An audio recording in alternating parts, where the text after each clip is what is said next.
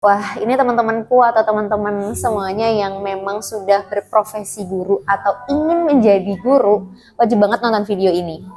Agar teman-teman tuh langsung denger gitu ya, isi dari buku ini tuh emang daging banget walaupun tipis gitu kan.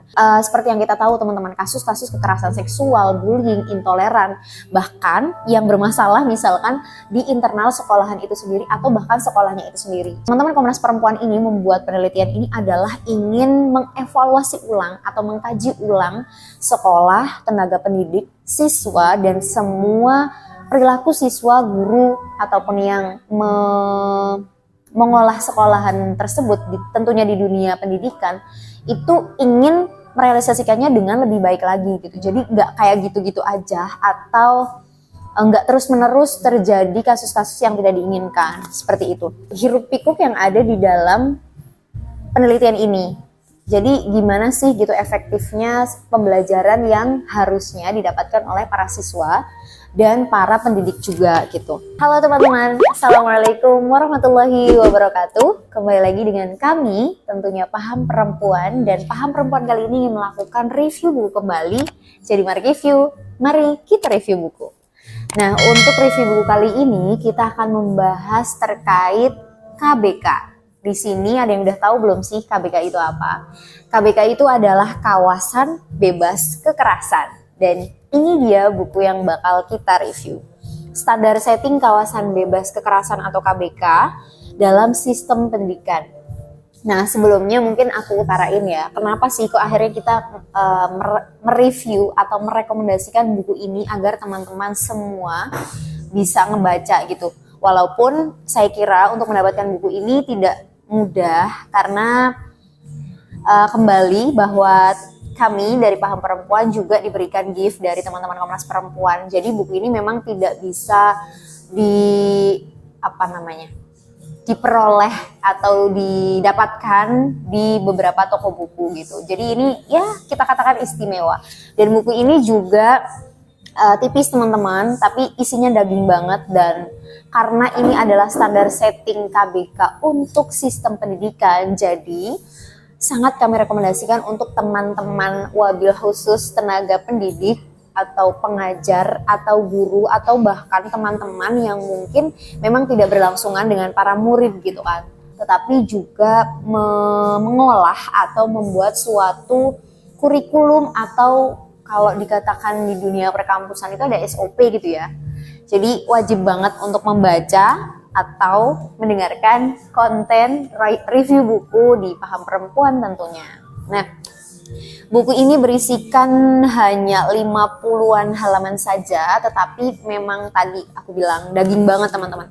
Dan kawasan bebas kekerasan atau KBK ini mungkin salah satu komponennya sudah pernah kita bahas di Ngaji Bris atau video-video atau konten-konten kita sebelumnya. Jadi untuk teman-teman yang sudah melihat ataupun mendengar pasti jadinya agak nyambung gitu. Karena ini kita katakan rekomendasi dari teman-teman Komnas Perempuan yang sudah melangsungkan penelitian dan memberikan rekomendasi juga untuk teman-teman pendidik atau yang memang standby di dunia pendidik gitu, dunia pendidikan gitu. Nah, di sini juga aku infoin teman-teman, tim penulisnya itu ada Mbak Alimatul Kiptiah, ada Bagus Mustaqim, ada Ibu Maria Ulfa Ansor, Nahei Ngatini, Amira Hasnaruzuar, Iis Eka Wulandari. Di sini juga ada tim diskusi internal dan eksternal, tapi namanya sangat banyak, jadi saya kira tidak usah diutarakan. Dan penyelaras akhir dari buku ini adalah Mbak Alimatul Kiptiah dan Bagus Mustaqim. Dan buku ini juga diterbitkan di bulan November di tahun 2022 teman-teman. Jadi sudah hampir tahun ketiga, barangkali teman-teman Komnas Perempuan juga akan menerbitkan yang baru atau misalkan sampul dan isinya yang sudah terupdate gitu. Kita tunggu informasinya aja gitu ya. Dan di sini juga aku spill daftar isinya. Jadi di sini ada 6 bab dan seperti review-review sebelumnya yang memang bukunya itu dari teman-teman Komnas Perempuan terkait penelitian atau memang karya ilmiah yang semoga bisa direalisasikan oleh para masyarakat entah di dunia manapun, maksudnya dunia pendidikan kah atau dunia pekerjaan dan lain sebagainya. Di sini ada 6 bab. Tentunya yang pertama karena memang basicnya adalah penelitian ya teman-teman. Pertama itu ada pendahuluan, kedua mengenal hak asasi manusia berspektif berperspektif gender atau biasa disingkat HAM-BG. Lalu di bab ketiga ada kawasan bebas kekerasan berbasis gender tadi atau HAM-BG dalam sistem pendidikan. Nah, di sini ada 5 poin teman-teman yang dibahas di bab 3. Yang pertama, mutu dan relevansi belajar. Yang kedua, pemerataan pendidikan yang bermutu. Yang ketiga, kompetensi dan kinerja tenaga pendidik atau TENDIK. Yang keempat, mutu dan relevansi pembelajaran. Yang kelima adalah pengelolaan sekolah yang partisipatif, transparan, dan akuntabel. Jadi, wah, ini teman-temanku atau teman-teman semuanya yang memang sudah berprofesi guru atau ingin menjadi guru, wajib banget nonton video ini. Agar teman-teman tuh langsung denger gitu ya, isi dari buku ini tuh emang daging banget walaupun tipis gitu kan. Dan di bab keempat itu ada komponen instrumen standar setting KBK seperti judulnya ya teman-teman. Di sini ada 2 poin. Yang pertama itu komponen standar pendidikan dan yang kedua pencegahan dan penanganan kekerasan seksual, bullying dan intoleran. Nah, di poin kedua ini sudah saya katakan di awal bahwa kami juga sudah pernah mereview atau ngaji briefing terkait pencegahan dan penanganan kekerasan seksual, bullying dan intoleran. Jadi mungkin nanti akan aku bahasnya di poin A, yakni komponen standar pendidikan. Nah, isinya itu terkait mutu lulusan, proses pembelajaran, mutu dari tenaga pendidik itu sendiri, dan yang terakhir ada manajemen suatu pendidikan. Dan yang bab 5 itu ada instrumen standar setting KBK dalam sistem pendidikan. Jadi nanti di akhir tuh ada beberapa tabel gitu ya teman-teman. Atau apa ya bahasanya, istilahnya ya. Pengisian kayak aku bilang tadi SOP atau standar pembelajaran untuk siswa gitu ya. Mungkin bakal aku bahas intensnya itu di bab 2, 3, dan 4 aja, tetapi nggak secara keseluruhan, hanya di awal-awal aja biar teman-teman juga akhirnya menelisik apa yang sudah kami utarakan di review buku kali ini.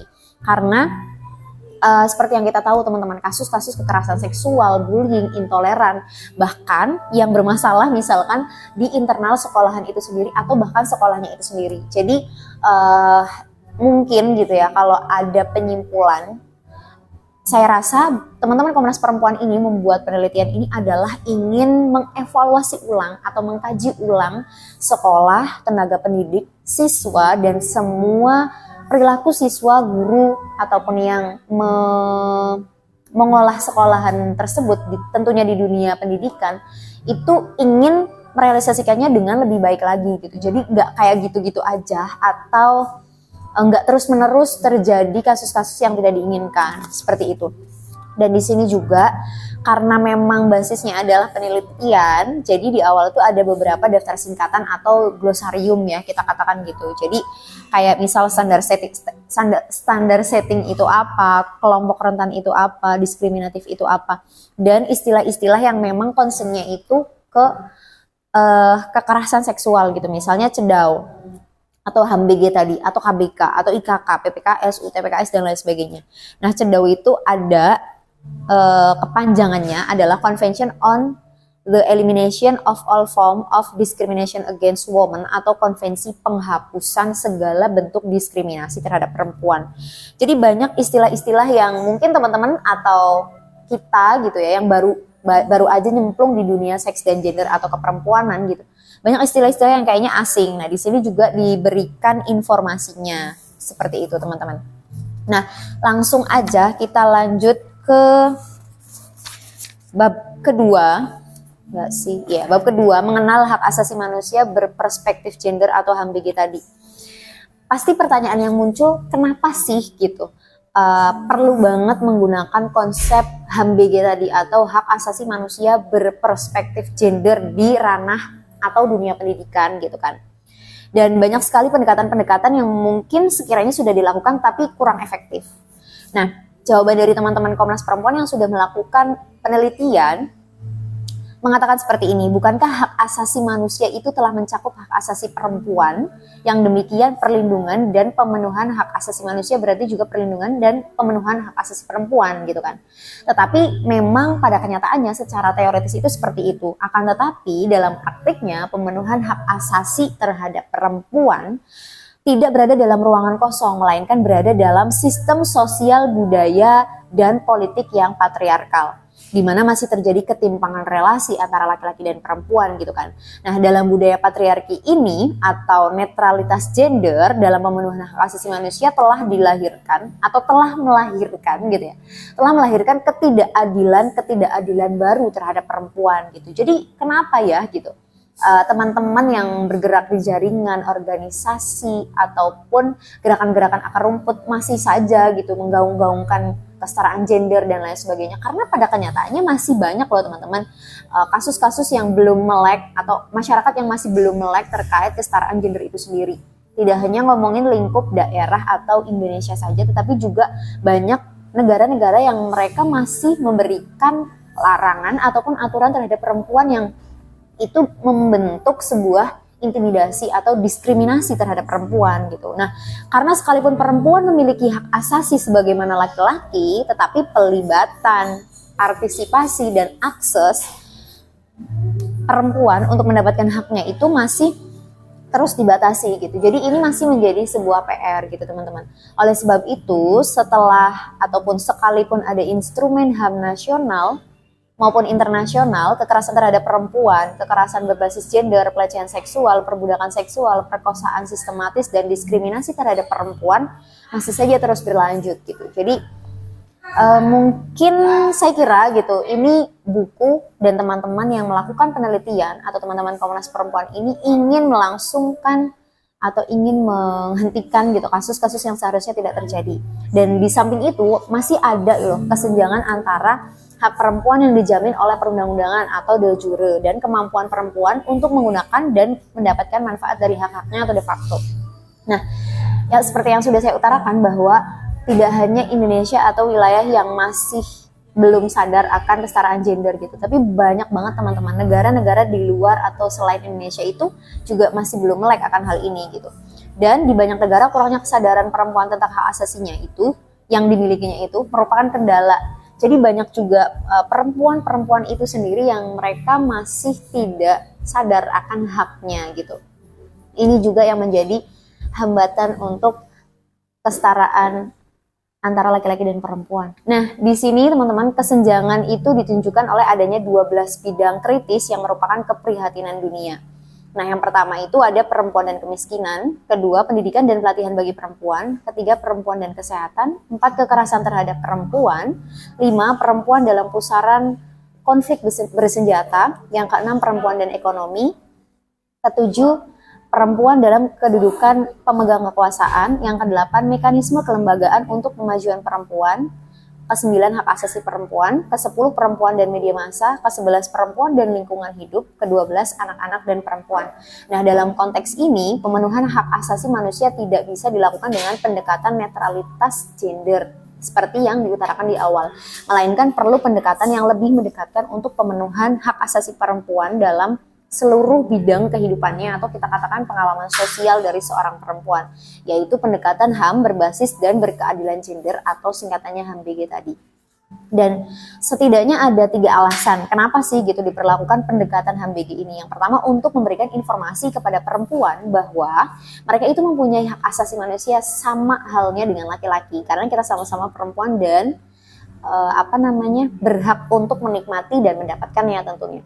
Dan yang kedua, untuk membuka dan melawan pelanggaran terhadap hak-hak yang didasarkan pada jenis kelamin atau gender. Dan yang ketiga, alasannya untuk membentuk suatu praktek hak asasi manusia baru yang sepenuhnya memperhatikan hak asasi manusia kaum perempuan gitu. Jadi balik lagi teman-teman, ketika teman-teman menonton video atau konten ini, pastikan sudah selesai perbedaan dari seks atau gender itu sendiri agar teman-teman lebih leluasa ketika mendengarkan penjelasan yang saya utarakan di sini.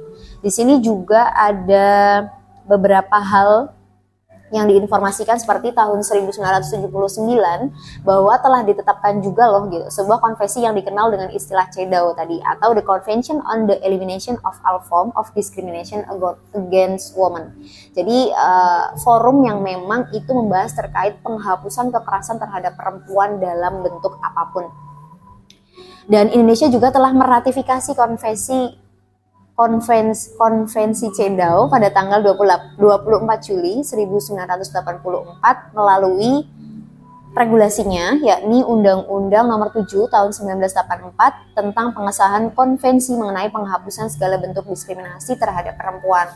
Makanya kenapa di akhir tahun kemarin di Desember itu ada 16 HKTP, 16 Hari Anti Kekerasan Terhadap Perempuan gitu. Dan di sini banyak hal yang diutarakan oleh teman-teman Komnas Perempuan ya. Mungkin kita lanjut di bab 3 teman-teman. Kawasan bebas kekerasan berbasis HAM-BG dalam sistem pendidikan itu seperti apa gitu kan. Nah, secara umum nilai HAM-BG tadi itu sudah dijadikan sebagai indikator dalam pemetaan mutu pendidikan Indonesia berdasarkan Peraturan Menteri Pendidikan, Kebudayaan, Riset, dan Teknologi Pendidikan Tinggi Nomor 9 Tahun 2022 tentang evaluasi sistem pendidikan oleh pemerintah pusat dan pemerintah daerah terhadap pendidikan anak usia dini, pendidikan dasar, dan pendidikan menengah. Nah, mungkin kalau basis HAM-BG tadi itu kan sudah melek gender gitu teman-teman. Nah, di kawasan bebas kekerasan berbasis HAM-BG dalam sistem pendidikan itu bisa jadi pembuatan atau forum yang memang membahas terkait komponen-komponen untuk kurikulum gitu kan. Jadi ada istilah kurikulum merdeka, ada SOP yang nantinya guru tuh bakal ngapain aja dalam satu semesternya gitu. Dan semua hiruk pikuk perilaku ataupun pembelajaran kepada siswanya. Tetapi tidak hanya mencakup itu, di sini juga mencakup terkait tenaga pendidik yang ada di sekolahan tersebut gitu. Misalkan permasalahannya sebenarnya bukan di siswa, tetapi di internal sekolah atau di tenaga pendidiknya. Jadi bagaimana caranya untuk membuat mutu pendidikan yang lebih baik untuk tenaga pendidik, untuk tempatnya atau sekolahnya dan para siswanya gitu. Agar apa? Agar melangsungkan generasi-generasi Indonesia yang lebih baik tentunya gitu teman-teman. Jadi ya kalau kita tahu ya di Kementerian Pendidikan misal ada isu-isu terkait saham akan dijadikan sebuah mata pelajaran atau AI dan lain sebagainya, itu juga merupakan hiruk pikuk yang ada di dalam penelitian ini. Jadi gimana sih gitu efektifnya pembelajaran yang harusnya didapatkan oleh para siswa dan para pendidik juga gitu. Dan level penilaiannya itu membudaya, merintis, dan perlu meningkatkan. Jadi ketika ada gebrakan atau penetapan dari sebuah forum yang sudah dilakukan, itu pasti ada evaluasi-evaluasi yang terus dilakukan dan dilangsungkan gitu teman-teman. Dan rekomendasinya tentu amat sangat kami rekomendasikan terkait buku ini. Semoga teman-teman juga jadi akhirnya kepo gitu dan bisa langsung cek-cek aja. Misal mau minta informasi langsung ke Komnas Perempuan ataupun di media sosial kami di Paham Perempuan, Instagram, YouTube, ataupun media sosial yang lain. Karena tentu terbatas teman-teman review buku kali ini walaupun tipis, tapi tadi ya aku bilang bahwa isinya tuh daging banget dan sangat patut direalisasikan oleh teman-teman yang memang standby di ranah pendidikan. Semoga review buku kali ini bermanfaat dan kami ucapkan terima kasih kepada teman-teman Komnas Perempuan yang sudah memberikan buku ini kepada Paham Perempuan. Dan untuk teman-teman pastikan sudah subscribe di kanal YouTube kami di Paham Perempuan dan jangan lupa untuk klik loncengnya agar teman-teman juga selalu mendapatkan notifikasi video terbaru dari kami dan selalu update tentunya. Dan silahkan untuk meninggalkan di kolom komentar apa aja sih yang menurut teman-teman itu efektif yang diutarakan di sini, entah dari daftar isinya atau yang sudah saya jelaskan. Tentunya masih banyak kurangnya. Dan terima kasih untuk teman-teman yang sudah stay tune dan standby di kanal YouTube kami di Paham Perempuan. Wassalamualaikum warahmatullahi wabarakatuh. Terima kasih.